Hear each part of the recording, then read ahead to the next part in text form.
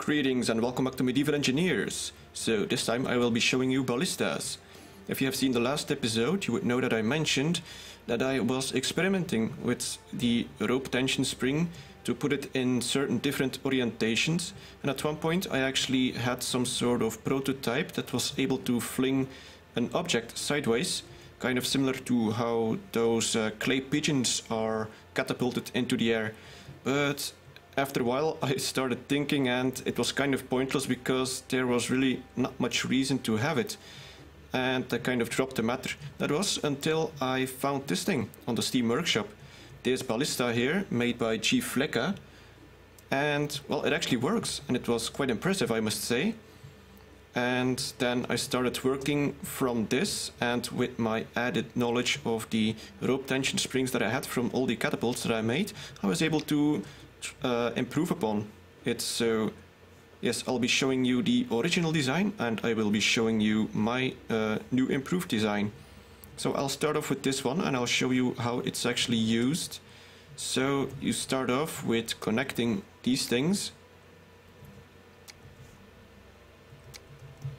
and you winch them back like that. You gotta make sure that they are completely winched back. So not like that one, it has to be this far. Well, I guess it could work somewhat if you winch them back that far, but it wouldn't work properly. So let's try this again. Nope. You kind of have to keep trying with these things. Okay, there we go. Now it's working. And now, next you will require an arrow. Now, to make this thing, you have to start off with 2 blocks of full length, that is 10 blocks wide, and then you need one that is 6 wide. This should be it, if I count it right, that is. And it's okay, you can make it on the floor, it doesn't need to be dynamic at the moment. And then you require one of 8 wide on this side. Actually, I should have made it the other way around. So yeah, I should have turned it like this, then I had to do less actions. You'll see what I mean. And now I need to put this one right here. And additionally, you will require you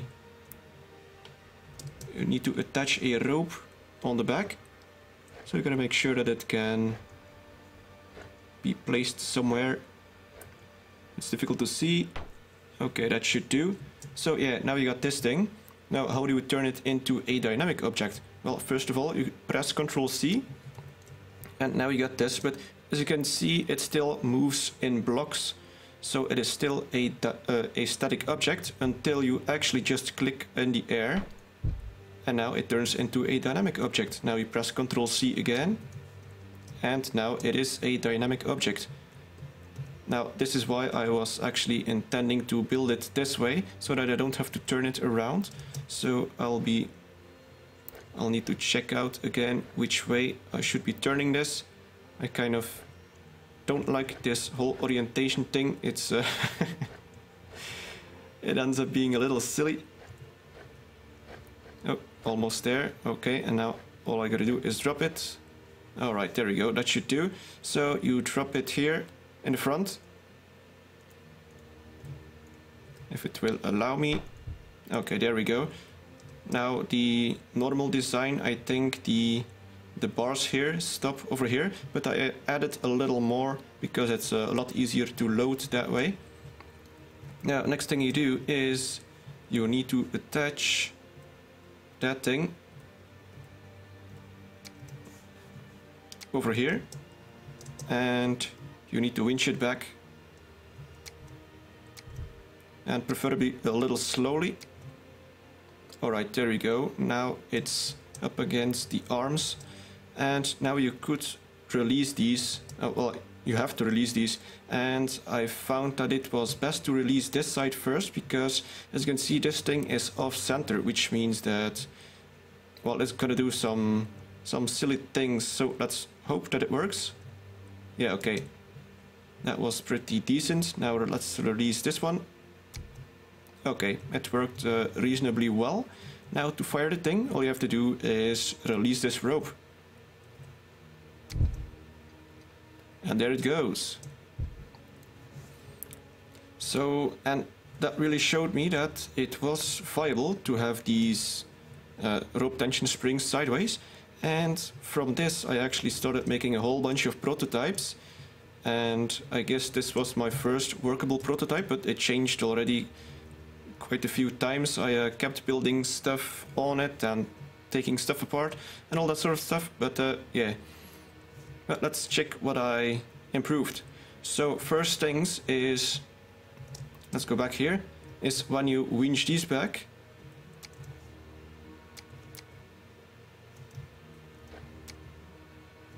if it will allow me. Yes, okay, well, it's not completely winched back, but still, even when you winch it the most that is possible here, it is still not winched all the way back, which means you are losing quite a bit of power from your tension springs. So I was trying to improve on that and make sure that you actually get the full power from your tension springs. And the way I did this was like this. So these are the new arms that are attached to the tension springs. They look a bit silly perhaps, but they do have a reason to exist. And in order to actually winch it all the way back, I require 2 of these rope drums on either side. So let's go ahead and try this. Also, it's a little bit more narrow than the original one.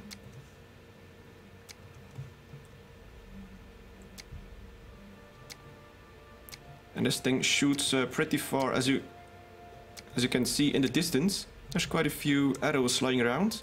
And I was able actually to reach this forest here with some of them. So yeah, as you can see, I did a lot of test firing. I just gotta hope that this time it actually works again. Because there's a lot of things that can go wrong during the construction of these things. And I will be going over certain difficulties which you may have. But first, let's try and get this thing firing.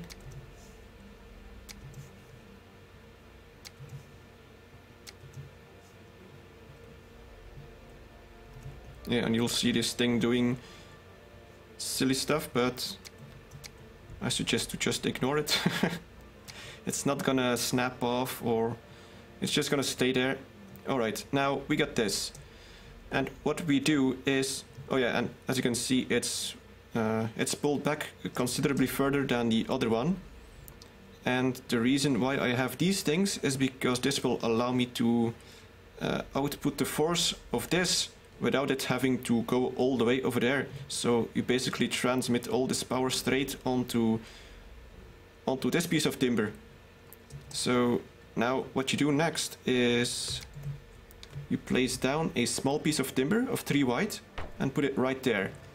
Now the nice thing about this is that this will allow me to detach all these ropes, and these levers will actually rest on top of this little piece of timber here.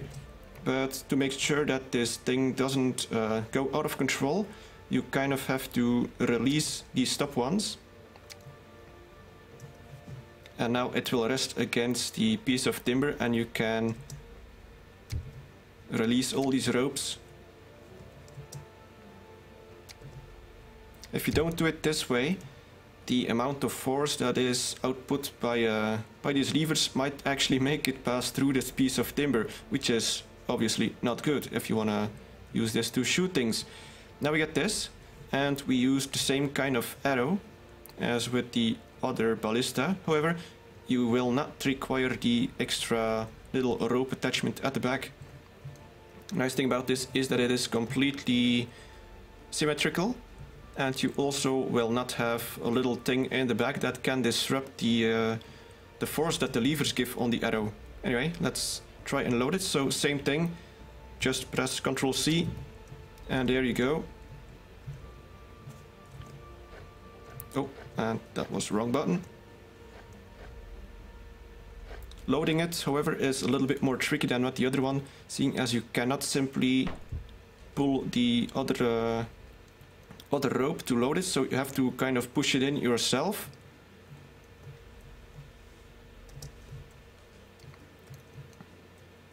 After a while you get used to it, It's a little bit clumsy, but well, it works. Now hopefully it's loaded right. I can't promise that it will shoot properly. It all depends on how this thing is nicely fitted onto the ballista. Well, it's about as good as it's gonna get, I think. And now what you do to fire is you simply delete this little block, and that should release all the force from these things. And there we go. Well, that's not very far. I've had obviously much further ones, but it is much further than this one, which landed, I don't know, it's one of these, I think. Well, it has to be one with a hook in the back. Maybe this one. Yes, probably that one. So let's try and load another one, just to see if we can improve that shot.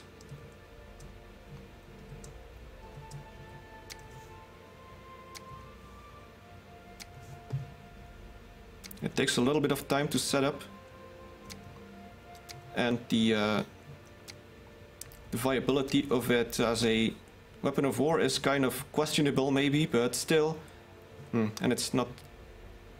It doesn't want to winch back properly. I think this one is in the way. I'm gonna do this one first.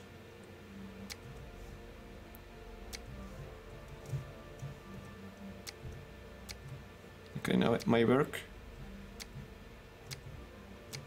Okay, there we go. So as you can see, you need to alternate between the two.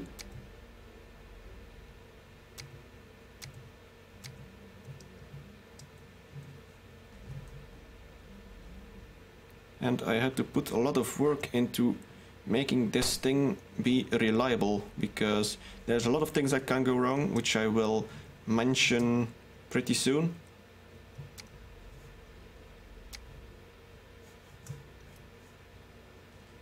Also, I'm hoping that later on we will be getting more intricate trigger mechanisms for these sort of things, because this is kind of silly, I suppose, and I'm guessing that in survival mode we won't be simply able to delete a block like this, or maybe we will, I'm not sure, but it's kind of magic, I suppose.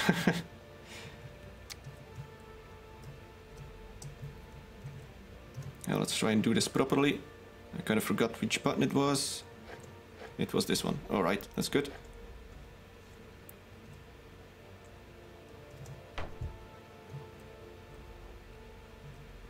Hoping that this one will be flying a little further, but you never know.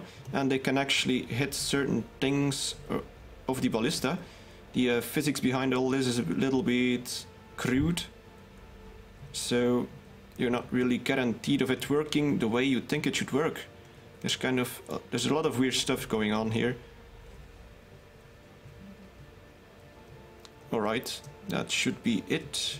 Now let's see if this this one works properly, or whether it works at all. Okay, well that's pretty much the same as the last one. Anyway, if you do it a couple of times you can actually get certain arrows to fly all this way, but in the end they usually land somewhere over here and then they keep on tumbling or sliding.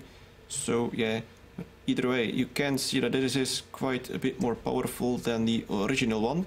Now I want to talk about these certain things that can go wrong if you want to make one of these yourself, because it's not as straightforward as it looks. And I guess the first thing that I could mention is this bar here at the top. As you can see, it is made out of small blocks, one piece wide. And there's a reason for that. I'm not even sure if gFleka, that made his design, did this intentionally or not, but well, if he didn't do it this way, his ballista would never have worked, because, let's see, oh yes, I made this one here. So as you can see, this is very much the same design as the rest, but this one has these things made out of single bars, or well, as single as is possible. Now, let's try and load it.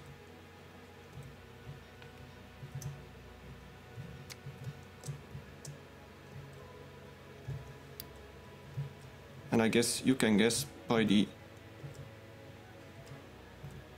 me trying to load it that you have to think about something maybe going wrong, so let's just try it out. Alright, now let's push it in. and apparently it will not go in.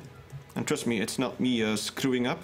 I've tried this a dozen of times, and as you can see, I have loaded many ballista. It simply will not load. Reason being, it's stuck behind this.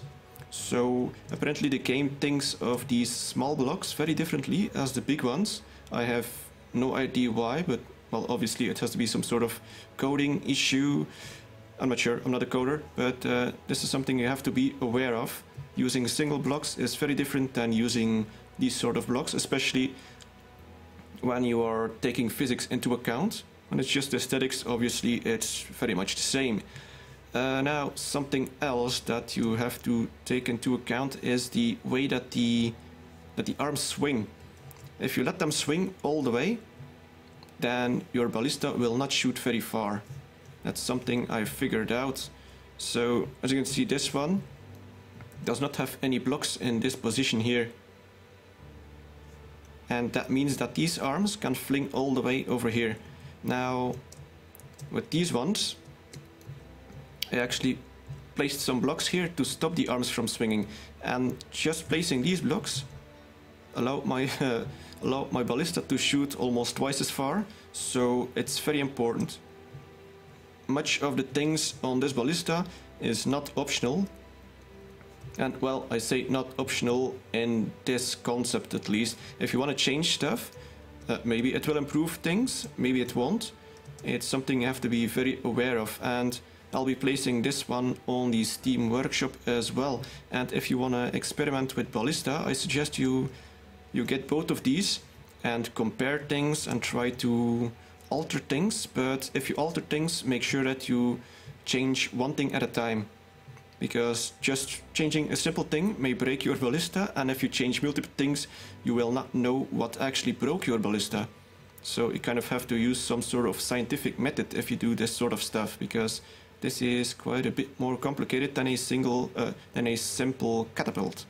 So yeah, I think that was pretty much it about these things. Although I might have forgotten some things. Oh yeah, I was making this one. It's a little bit smaller than the other ones. Well, just a little bit anyway. I have moved the rope drums a little bit more forward, and I'm trying to make this as small as possible, as compact as possible, without losing any power from it, which is kind of a challenge.